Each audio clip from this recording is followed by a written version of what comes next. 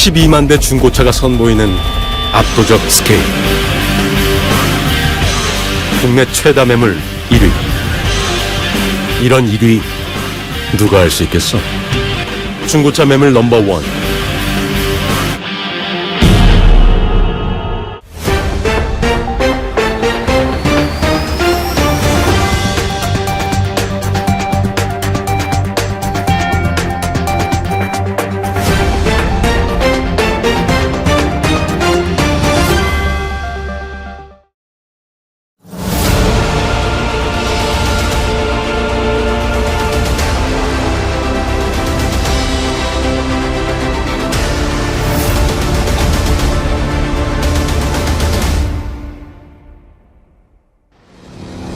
지난 10년간 꾸준한 상승세를 타고 성장한 전 세계 중고차 시장.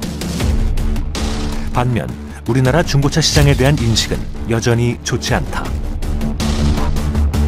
공장도 주는 거죠. 5천만 원짜리 차를 아메리카도 가시니까. 허위 매물, 성능 불량, 침수 차량, 주행거리 조작 등 여전히 제자리 걸음이다. 파는 사람과 사는 사람 간에 정보의 비대칭이 있기 때문에 정보를 더 가진 사람이 이기는 게임을 할 수밖에 없죠. 정확하지 않은 정보로 속여 중고차를 팔더라도 소비자는 도통 알 수 없는 레몬 시장이던 세계 중고차 시장. 정보와의 전쟁이 벌어지고 있는 이곳. 이제 강력한 지각 변동이 일어나고 있다.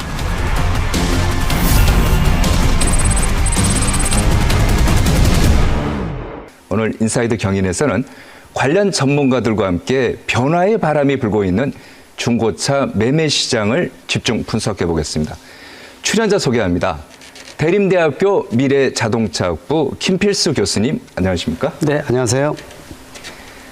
경기도 중고차 딜러협회 김지호 회장님, 안녕하십니까? 네, 안녕하십니까? 네, 교수님. 뭐 제 주변에도 중고차 사는 사람들 많은데 네. 국내 중고차 시장 규모 어느 정도 됩니까? 적지는 않다고 보고 있습니다. 국내 신차 시장이 170~80만 대 정도 되는데 중고차 시장이 B2C, 우리가 말하는 소비자 거래 자체가 250만 대에서 260만 대입니다. 그러니까 신차 시장 규모의 1.3배에서 1.4배니까 적지 않은 시장입니다. 원래 잣대를 신차 시장보다 크다 그러면은 상당히 크다고 얘기를 하고 있거든요. 그러나 미국 같은 데는 2.5배, 선진국은 대부분 다 2배가 넘는 국가들이 많기 때문에 우리가 성장할 수 있는 여력이 더 많다라는 측면에서 좀 더 신뢰성을 높이면은 250만 대, 60만 대에서 350만 대, 400만 대까지 갈 수 있다라는 측면. 또 규모 자체가 지금 최대 30조 원 시장에서 50조 원 정도까지 키울 수 있는 역량이 있기 때문에 아직은 성장을 할 수 있는 이런 기회가 많다, 분명히 말씀드릴 수가 있습니다. 그 해마다 중고차 시장 규모가 계속 늘고 있다 이렇게 보면 되나요? 그렇죠. 근데 이제 최근에 들어와서 이 국내외적인 여건 중에서 코로나 문제도 상당히 컸었고요.